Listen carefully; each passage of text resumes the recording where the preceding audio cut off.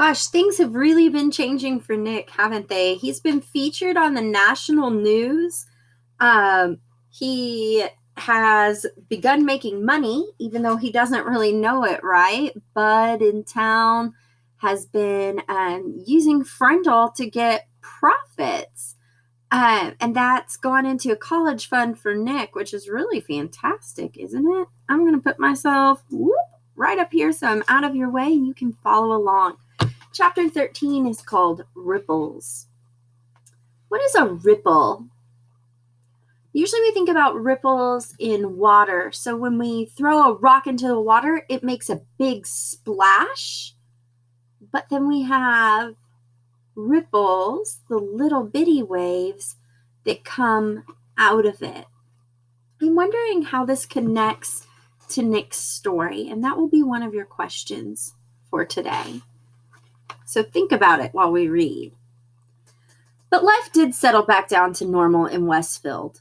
More leaves fell, Thanksgiving came, then the first snow, then Christmas, and more snow.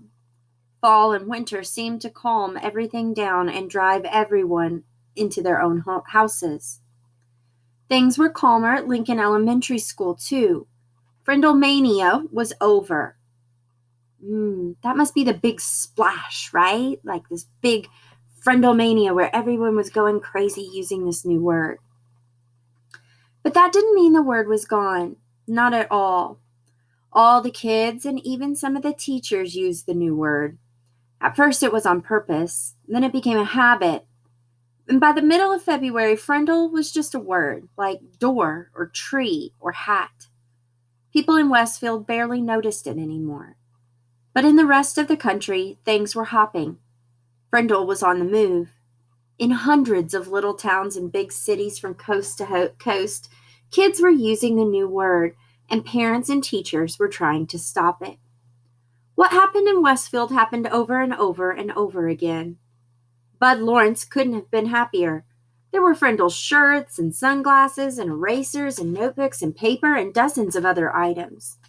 The new line of Frindles imported from Japan were a big hit, and now there was talk of selling them in Japan and Europe as well. The checks that went into Nick's bank account got bigger and bigger. Bud opened his own factory in Westfield to make Frindle baseball caps, which created jobs for 22 people. And in March, the town council voted to put up a little sign on the post below the town's name along Route 302. It said, "Home of the original Frindle." And Mrs. Granger, she seemed to have given up, or perhaps she had been ordered to. No one knew. Her poster about the forbidden word had quietly disappeared from the bulletin board, and kids were not staying after school writing sentences anymore. It was business as usual, except for one thing.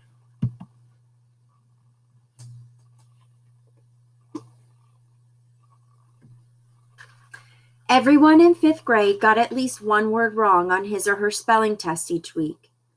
Every week, the first word at the top of Mrs. Granger's list was pen. And each Friday during the spelling test, every kid spelled it Frindle. Nick was sort of a celebrity for a while. Everyone had seen him on The Late Show and on Good Morning America and 2 or 3 other shows. John and Chris and all his friends kept asking about what it was like to ride in a limousine. After a week or two, though, it was old news, and everyone seemed to forget it and move on. The only person who couldn't quite forget about everything was Nick. Here are your 3 questions for today. They're written on your AMI packet. 1. How has Nick's life changed since he first came up with this idea? 2. What is the first question on each week's spelling test? And finally, what are the ripples in the Chapter 13 title referring to?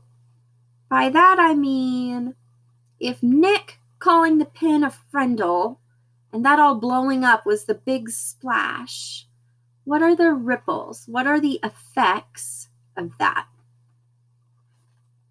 See you next time. Enjoy the end of the book.